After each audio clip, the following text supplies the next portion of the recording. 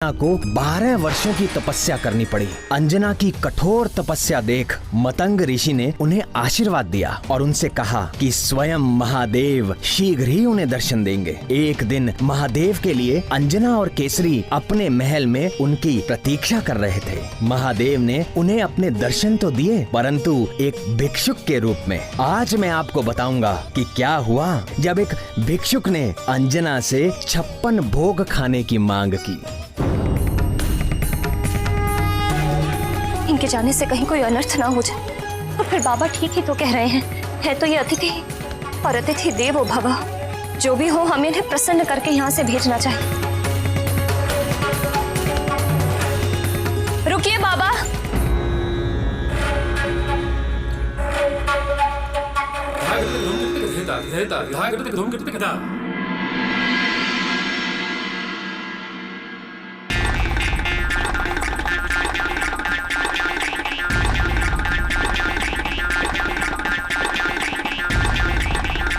बाबा पहले हाथ तो धो लीजिए। हाथ क्या धोना? मैं तो कभी मुंह भी नहीं धोता। लाओ भोजन लाओ। आइए, आप यहाँ बैठिए।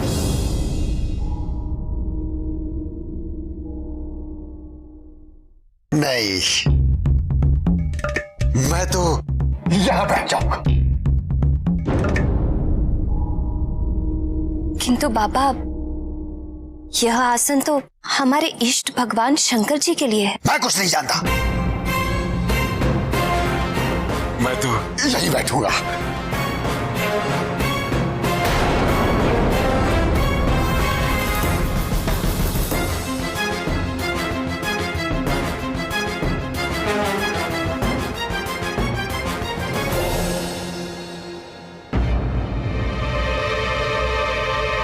खड़े खड़े एक दूसरे का मुंह क्या देख रहे हो? लाओ, मेरे लिए भोजन परोसो।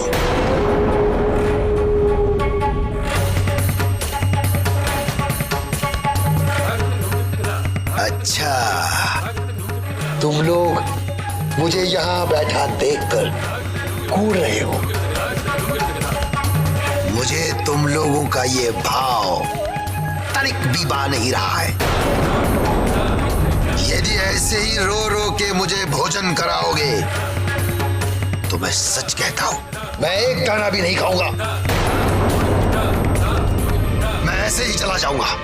नहीं नहीं बाबा, ऐसा अनर्थ ना कीजिए।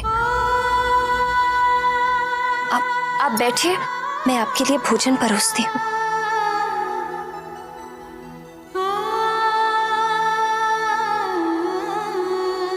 रुको। अब क्या हुआ बाबा? मुझे हाथ धोने की शिक्षा दे रही थी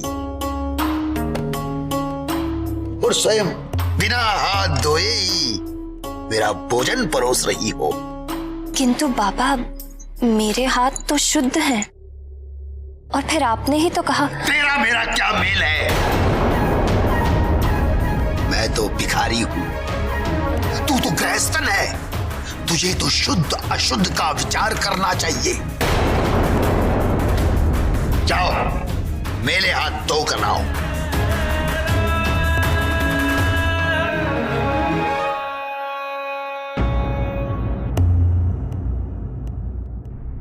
पंखा क्या देखने के लिए रखा है?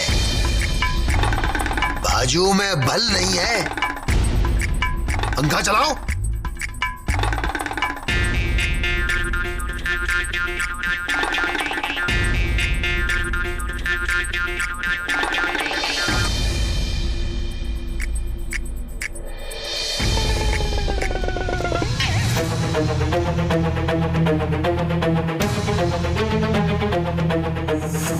बाबा, भोजन प्रारंभ।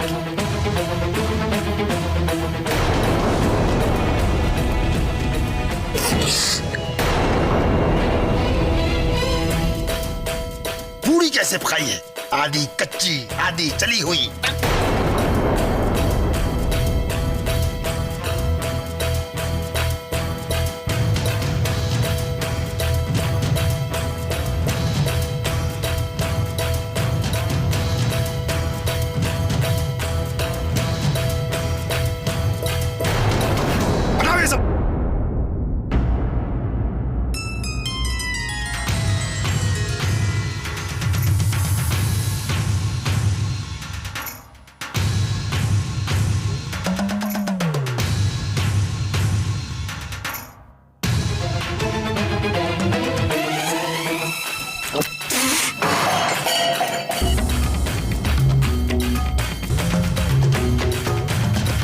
बड़ी आशा से तुम्हारे द्वार पे आया था कि बरसों पश्चात एक अच्छा भोजन करने को मिलेगा। तुम दोनों ने गुड़ गोबर कर दिया।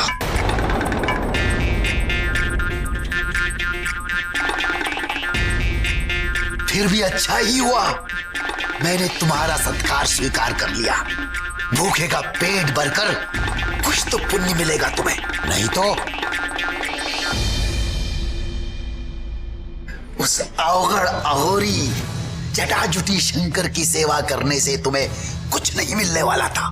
भस्म लपेटकर, गले में नागमाला डालकर, भयंकर रूप धारण करके शमशान में बैठने से कोई भगवान नहीं होता।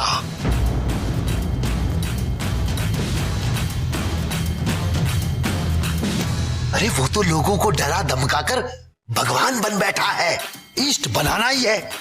इससे पूछो, मैं तुम्हें बताता हूं कौन सा भगवान तुम्हारा भला कर सकते हैं। बस कीजिए बाबा।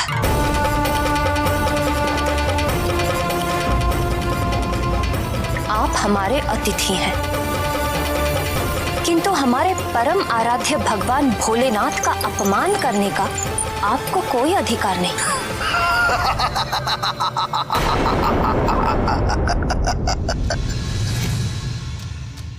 इसमें अपमान क्या है बालिके? जो सत्य है वो सत्य है। क्या शंकर शमशान में नहीं रहता? क्या वो भस्म लगाकर नहीं घूमता? क्या वो जटाजुटी अघोरी नहीं है?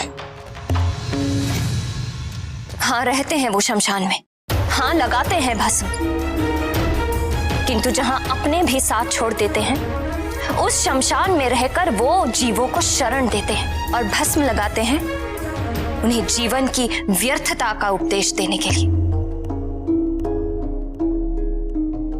और जिन जटाओं का आप इतना अपमान कर रहे हैं, ये मत भूलिए कि उन्हीं जटाओं में मां गंगे भी निवास करती हैं। उन्हीं जटाओं की महिमा है कि मां गंगा समस्त जीवों के लिए कल्याणकारी रूप में रहती हैं। नहीं तो जिस प्रचंड वेग से वे स्वर्ग से उतरी थी, यदि भगवान जटाशंकर ने उन्हें अपनी जटाओं में ना घेरा होता तो वे अपने वेग से सब कुछ बहाकर नष्ट कर देती। और अघोरी, अघोरी का अर्थ समझते हैं आप? घोर का अर्थ होता है क्रूर, और अघोर अर्थात जिसमें कोई क्रूरता ना हो,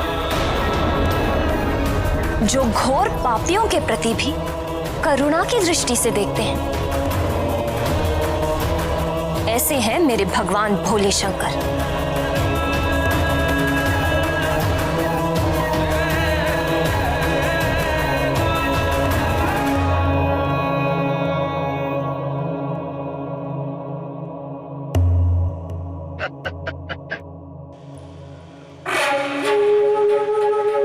तेरी तो मति मारी गई है। वो भूतनाथ नागधिराज तो विशेला है, विशेला। अभी तो नागू का साथी है। आपको विशैले समझ आते हैं तो हाँ, मेरे भगवान भुजंग भूषण विशैले हैं, क्योंकि अमृत मंथन के समय जो कालकूट विष निकला था, जिसे देखते ही सब देवता हाहाकार करते भाग खड़े हुए थे, उस भयंकर कालकूट विष को अपने कंठ में धारण करके मेरे भगवान नीलकंठ देवताओं को अमृत देने वाले हैं। अरे वो तो इतने शांत, अहिंसक और परोपकारी हैं कि नाग जैसे विषैले जीव भी उनके पास आकर अपना डसने का स्वभाव भूल जाते हैं। तुम्हारे जैसे अंधभक्त। बस अब यदि आपने मेरे भगवान भोले शंकर के विरुद्ध एक शब्द भी बोला तो क्या करोगी अंजना?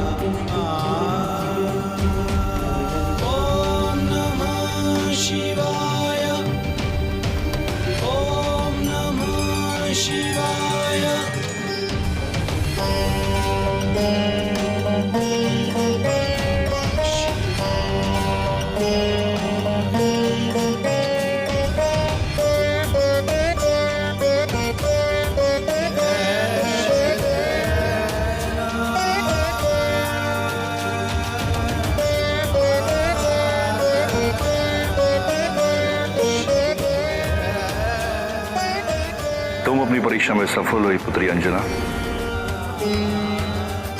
मैं तुम्हारी भक्ति और तपस्या से अति प्रसन्न। तुम्हारी मनोकामना पूर्ण होने का समय आ गया है। शीघ्र ही वायुदेव के द्वारा तुम्हें मेरा प्रसाद प्राप्त होगा।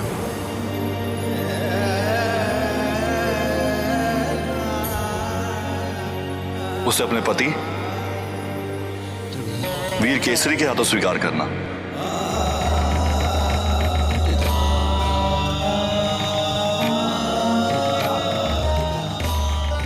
तुम्हारा होने वाला पुत्र समस्त संसार में अपने बल और पराक्रम के कारण विख्यात होगा। परम भक्त होगा और परम ज्ञानी भी। कल्याण हो।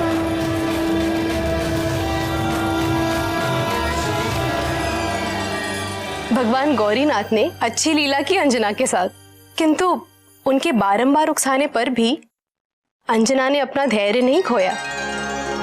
निश्चित ही ये उसकी तपस्या का ही प्रभाव था कि वो भगवान शूलपाणी की परीक्षा में खरी उतरी।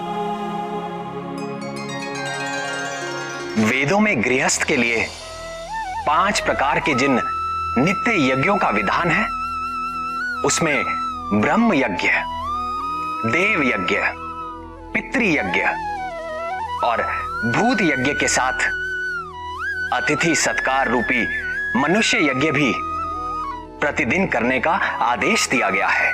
जिस द्वार से अतिथि असंतुष्ट होकर जाता है, उस घर में समृद्धि नहीं रहती, और जहां सम्मान के साथ अतिथि की तृप्ति की जाती है, वहां सुख संपत्ति का वास सदा बना रहता है।